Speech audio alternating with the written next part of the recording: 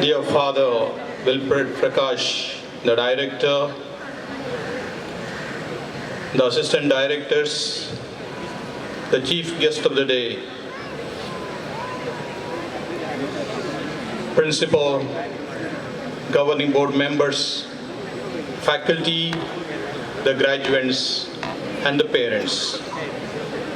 It's a day of great joy to have come to this day. Graduation is a huge milestone in a young adult's life. Dear graduates, your parents rejoice with you as you and we too from our side of the college are proud of you. You are our PJ. You are our pride and our joy. You are our PJ. You are not a mere number to us. You are the center of attraction of this day, for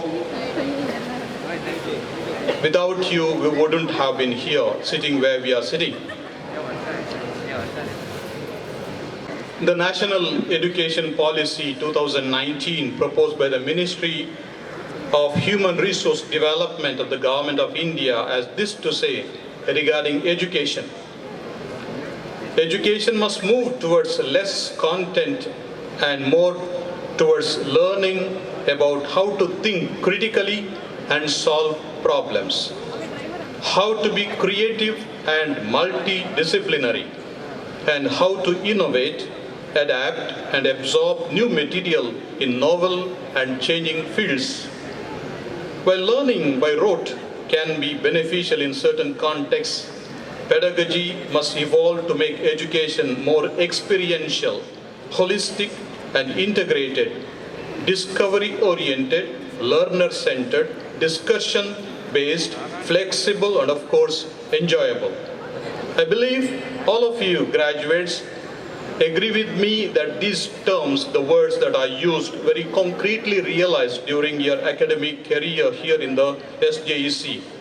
It is not mere content and concept that you have learnt, but much more. You are able to touch and feel the techniques that are taught to you, and they have become also entertainment for you.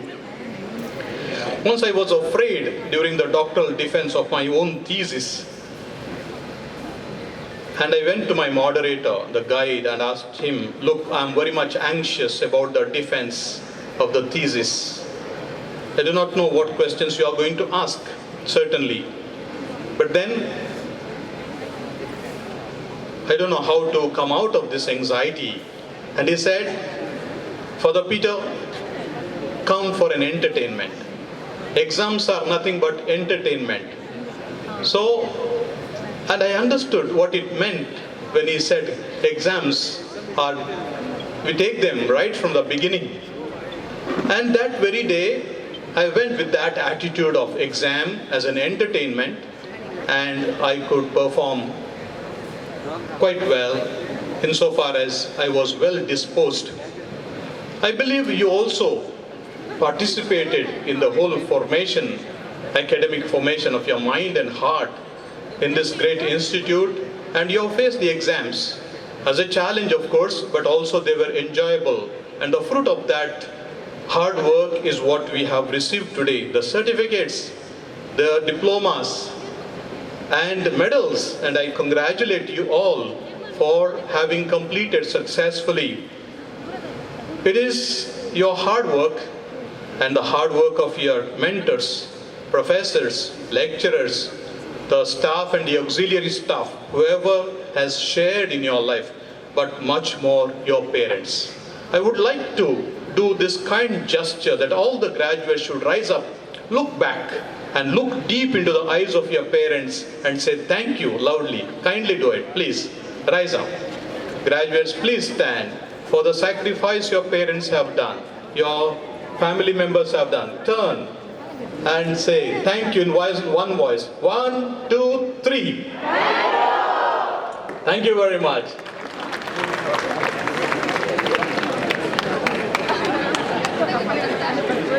I take this last point, that the word thank you. I tell you, I assure you, that will keep you young. You are all young people. But to remain in that youthfulness you have to maintain the same tempo of thank you towards your parents, of course, towards your God, and towards everyone who has been accompanying you in your life's journey. This attitude of gratitude keeps you ever young and fresh. We are not machines, and we resist anybody calling us a machine. We are not computers. Somebody sometimes thinks that giving a good compliment is to say he is a walking computer or he is a walking dictionary. I would disagree with that. A dictionary is a dead book. A computer is a machine, of course, invented by man. But then we human beings are much higher than a computer. We human beings are much higher than any other appliance that is in our hands. Just because of one particular function, we cannot reduce our identity to a mere machine. We resist that. So what is it that makes us higher and greater? And that is something very unique. That is our humanity. And therefore, education is being humanized these days. We give more and more importance to the humanizing of education. What is the meaning of humanizing education? It means putting the person at the center of education, in a framework of relationships that make up a living community which is interdependent and bound to a common destiny. In our childhood, we were very much dependent. As we grew up into adolescence and early adulthood, we become independent, but still these two are not bringing us to the completion of perfection. From dependent to interdependent, we must make this journey from dependent to independent but interdependent. And that attitude of interdependence brings about the teamwork, the spirit of gratitude, and thereafter all the other achievements are connected with that. So this interdependence, first of all, we see in our own family. Therefore, in the humanizing education, our family members play a great role. They put us at the center of their attraction, sacrificing everything, all the conveniences of their life. And naturally, we need to respect the family as the first natural society and put them close to us. Our parents, brothers, sisters, siblings, relatives, whoever they are, they should be accompanying us throughout, and we accompany them too, for a greater understanding of our interdependence and naturally of our gratitude. In this way, we need to follow a particular moral principle also, which is called the principle of subsidiarity. What is this principle of subsidiarity? The principle of subsidiarity says, what the lower could do, the higher should not do. What the lecturer can do, the principal or the director should not do. That means each one should do what is supposed to do and not to displace the person or not to take away the responsibility of others. Because we grow only in doing things, taking challenges and doing the things in a hard way. Your parents have certainly trusted that you would come to this day, and they have invested so much of their hard-earned resources, and they believe now that you become their present and their future. You are their present naturally because they admire you, they put their hopes in you, and you are also their future. Today we have looked into their eyes and say that we are grateful to them. Continue to be grateful to them. And also be grateful to the institute, the professors, the faculty here. Remember them. Don't remember them as Sardarjis, just cracking jokes. Oh, we did this in the class. We made fun of this particular lecturer, made fun of this professor. They are not to be remembered in that way. We should remember them with a lot of love. But for that particular class, but for that insight, I would not have achieved this particular grade.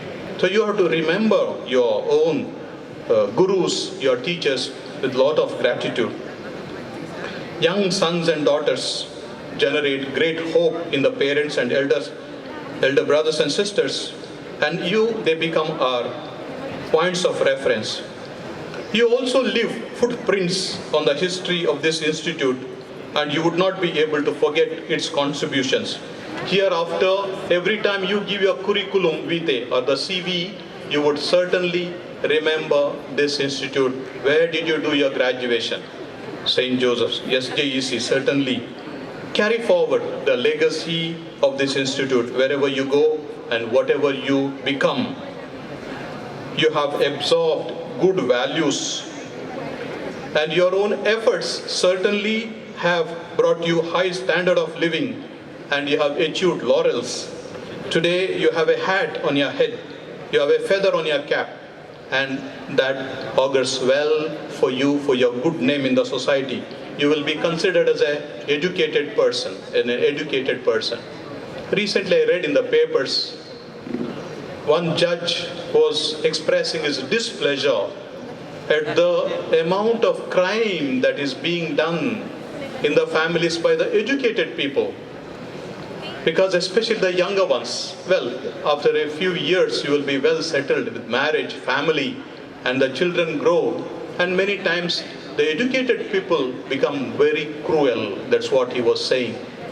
And I believe that our humanizing education should teach us it must prompt us to be very humane, even if the other person doesn't agree with us, even if the person opposes us. So you should become very humane and kind to that person, compassionate, so that no one suffers because of us. No one should suffer, whether in our own family or in the society or in the workplace. That should be such a determination that I want to create a psychological space that wherever I am, that people should breathe with peace. They should breathe with joy, breathe their freedom, breathe their own life's values. So naturally, my dear friends, I would therefore conclude saying with these two expressions which you can carry home, that I become an instrument of the civilization of love, and I become an instrument of the culture of dialogue for interdependence, and love certainly for creating the overall good ambience. So go with this decision, with your academic performance certainly, but much more with a civilization of love. Spread that civilization of love and a culture of dialogue, so that your name be attached to these words, these watchwords, and through you our institute also will benefit. Look, St. Joseph's Engineering College has inculcated the civilization of love and a culture of dialogue. May God bless you. May the Lord carry you in the palm of His hand. Thank you one and all.